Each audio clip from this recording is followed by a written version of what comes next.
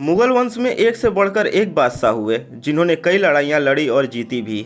उस दौर में कोई भी साम्राज्य मुगल साम्राज्य के बराबर या उससे ज्यादा ताकतवर नहीं था।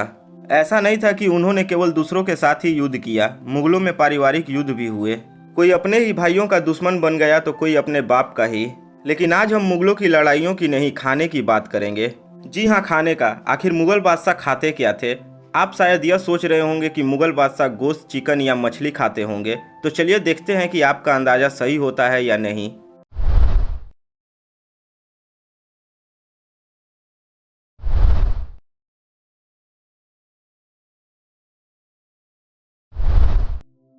बहुत से लोग यह सोचते हैं कि मुगल बादशाह गोश्त खाते होंगे, लेकिन इतिहास के पन्ने पर नजर डाली जाए तो यह तथ्य उजागर होता है कि मुगल बादशाह अकबर, शाहजहां और औरंगजेब सब्जियों और साग पात के शौकीन थे। बादशाह अकबर बहुत अच्छे शिकारी थे, लेकिन उन्हें गोश्त खाने में कोई विशेष लगाव नहीं था। हाँ, लेकिन एक विशाल साम्राज्य की बागडोर संभालने और अपनी शारीरिक शक्ति बनाए रखने के लिए वो समय समय पर गोश्त खाया करते थे।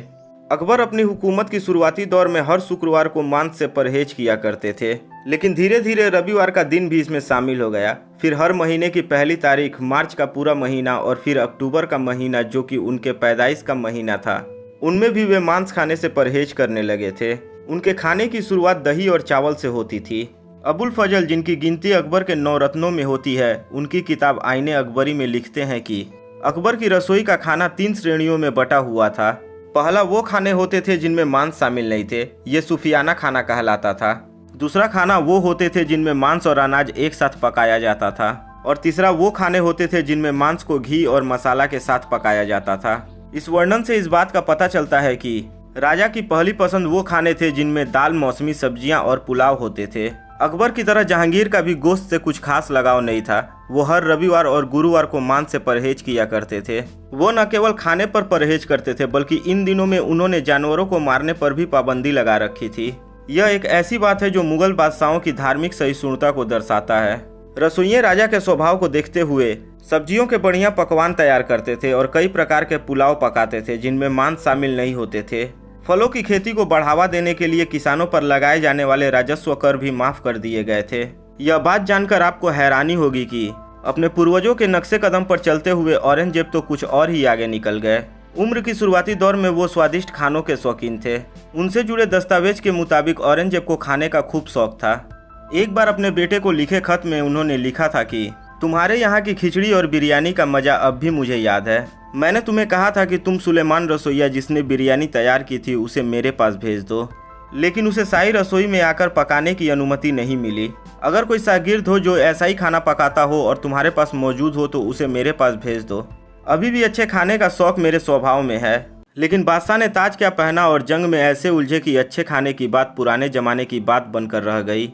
औरंगजेब का मांस से परहेज उनकी आदत बन गई। उनकी मेज सादे खानों से भरी रहती थी और रसोइये सब्जियों में उम्दा दर्जे के पकवान बनाने की हर संभव कोशिश करते थे। ताज़ा फल औरंगजेब की कमजोरी थे और वो आम के बड़े शौकीन थे। औरंगजेब भारत के एक ताकतवर शासक थे। उनका साम्राज्य उत्तर में कश्मीर से लेकर दक्षिण में आखिरी छोर तक और पश्चिम में काबुल से लेकर पूरब में चटगांव तक फैला था। उन्होंने वे सब कुछ हासिल किया जिसके लिए उन्होंने लड़ाइयाँ लड़ी, लेकिन अच्छे खाने का शौक केवल शौक बनकर रह गया। मुगलों का साहस और बहादुरी उनमें मौजूद थी। उन्हें जवानी में शिकार का बहुत शौक था, लेकिन बुढ़ापे में उन्होंने शिकार को बेकार लोगों का मनोरंजन बताया। एक बादशाह का गोश्त खाने से परहेज करना वाकई अचरज वाली बात है। चने की दाल से बने पुलाव औरंगजेब का पसंदीदा खाना था। पनीर से बने कोफ्ते और फलों के इस्तेमाल से बने खाने औरंगजेब की ही देन है। तो दोस्तों, अब आप जान गए होंगे कि मुगल बादशाहों को खाने में क्या पसंद था। तो दोस्तों, यह जानकारी आपको कैसी लगी कमेंट बॉक्स में लिखकर हमें जरूर बताएं। अगर यह वीडियो आपको अच्छी लगी हो तो वीडियो को लाइक करें, अपने दोस्तों के साथ शेयर करें और अगर आप सूर्या टॉक चैनल पे नए हैं तो चैनल को सब्सक्राइब करके बगल वाले बेल आइकन को जरूर दबा दें ताकि आने वाली वीडियो आपके पास सबसे पहले पहुंचे। तो दोस्तों, मिलते हैं अगली वीडियो में। जय हिंद, जय भारत।